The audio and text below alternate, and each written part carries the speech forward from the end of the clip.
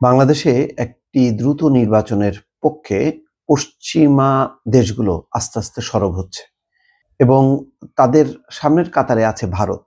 ভারত আওয়াজ তুলেছে প্রথমে, এরপর দেখা যাচ্ছে মার্কিন যুক্তরাষ্ট্র সহ অন্যান্যরাও সেই লক্ষ্যেই কথাবার্তা বলছে। এমনকি পরিস্থিতি এমন যে ভারতে নিযুক্ত নতুন যে মার্কিন রাষ্ট্রদূত তারা এবং ভারত দুই পক্ষ মিলে বলেছে বাংলাদেশে দ্রুত একটি নির্বাচন হওয়া উচিত। একটি গণতান্ত্রিক ব্যবস্থায় প্রত্যাবর্তন খুব জরুরি বলে তারা মনে করছে। প্রথম দিকে যখন কি শেখ হাসিনার সরকার পতন হয় তখন যে নির্বাচন ব্যবস্থা, পুলিশ, প্রশাসন সব মিলিয়ে তখন সংস্কারের বিষয়টি খুবই গুরুত্বপূর্ণ ছিল এবং সেই ক্ষেত্রে ইউরোপ, আমেরিকা বা পশ্চিমা দেশগুলো তারা সমর্থন করেছিল। তারা মনে করেছিল যে সংস্কার না হলে এই নির্বাচন অর্থহীন হবে। যখন নাকি সংস্কারের কাজটি শুরু হয়েছে এবং মোটামুটি শেষ পর্যায়ে, এখন তারা সংস্কারের পাশাপাশি নির্বাচনের উপর জোর দিচ্ছে এবং দ্রুত নির্বাচন চাইছে। তেমন একটি খবর দেশ রূপান্তর প্রকাশ করেছে। কূটনৈতিক সূত্রগুলো বলছে যে মার্কিন নির্বাচনে জো বাইডেনের দলের পরাজয়ের পর থেকে বাংলাদেশ ইস্যুতে যুক্তরাষ্ট্রের আগ্রহের সঙ্গে ভারতের আলোচনা সৃষ্টি হয় এবং এর আগে বর্তমান সরকার ও বাংলাদেশে দ্রুত নির্বাচনের প্রতি বারবার ভারতের আগ্রহী বেশি দেখা গেছে এর আগে পর্যন্ত।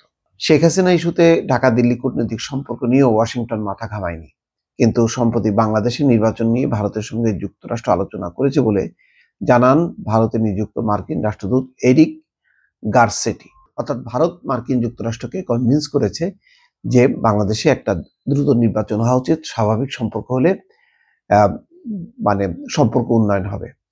ভারতের সেনাপ্রধান সম্প্রতি এক সাক্ষাৎকারেও বলেছেন যে বাংলাদেশে যখন নাকি স্বাভাবিক সরকার আসবে বা নির্বাচিত সরকার আসবে তখন সম্পর্ক স্বাভাবিক হবে।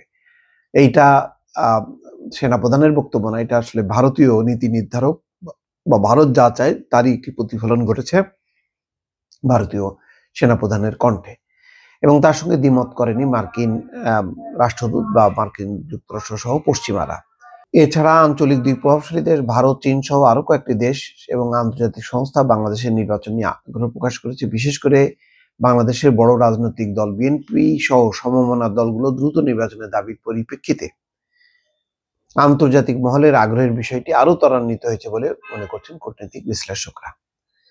বিদেশিদের নির্বাচন অনুষ্ঠানের বিষয়ে আগ্রহের বিষয়টি আরো স্পষ্ট হয় ভারতের সেনাপ্রধান জেনারেল উপেন্দ্র দ্বিবেদীর মন্তব্যে। গত সোমবার দিল্লিতে এক সংবাদ সম্মেলনে এক প্রশ্নের জবাবে তিনি বলেন, সম্পর্ক নিয়ে নির্বাচিত সরকারের সময় কথা হওয়া উচিত। যদিও বাংলাদেশের নির্বাচন নিয়ে কথা বলার মতো যথাযথ লোক তিনি নন, কিন্তু তিনি বলেছেন যে নির্বাচিত সরকার আসলে সম্পর্ক স্বাভাবিক হয়ে যাবে। শনিবার কলকাতায় আমেরিকান সেন্টারে সাংবাদিকদের সঙ্গে মত বিনিময়ের মধ্য দিয়ে ভারতের নিযুক্ত মার্কিন রাষ্ট্রদূত এরিক গারসেটির বক্তব্যের দুদিন পর ভারতের সেনাপ্রধানের বক্তব্যকে ঘিরে আলোচনা শুরু হয়। এরিক গারসেটি বলেন, বাংলাদেশে দ্রুত সময়ে একটি গ্রহণযোগ্য নির্বাচন অনুষ্ঠানের বিষয়ে যুক্তরাষ্ট্র এবং ভারত আলোচনা করেছে। সম্প্রতি দুই দেশের নিরাপত্তা উপদেষ্টা পর্যায়ে একটি বৈঠক হয়, সেখানে বাংলাদেশে সম্ভাব্য নির্বাচনের বিষয়টি নিয়ে আলোচনা করা হয়।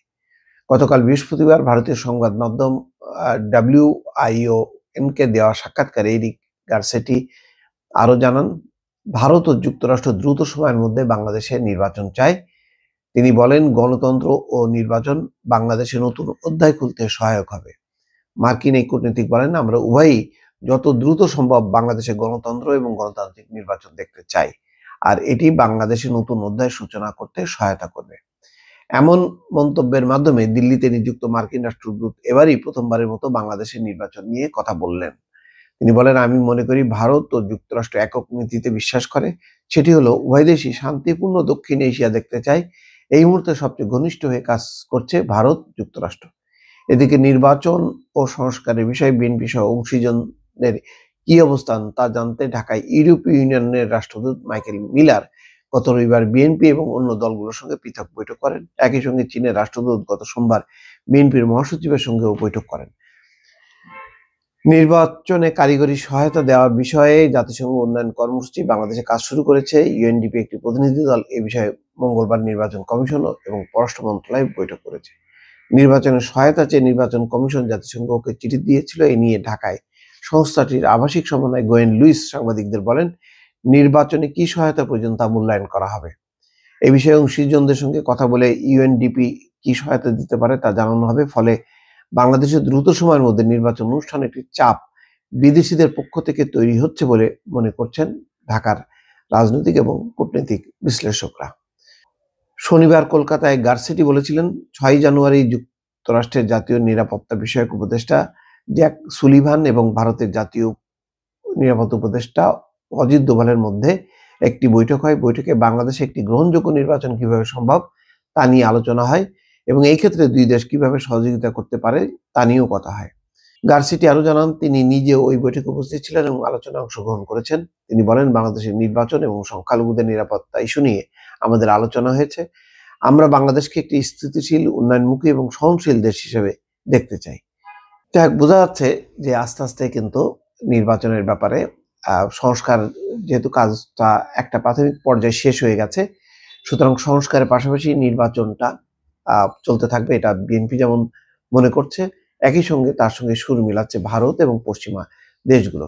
সুতরাং নির্বাচনের বিষয়টি খুব যে ত্বরান্বিত হতে যাচ্ছে বিদেশিদের চাপে, এইটি বলার আর অপেক্ষা রাখে না। ভালো থাকবেন। আল্লাহ হাফেজ।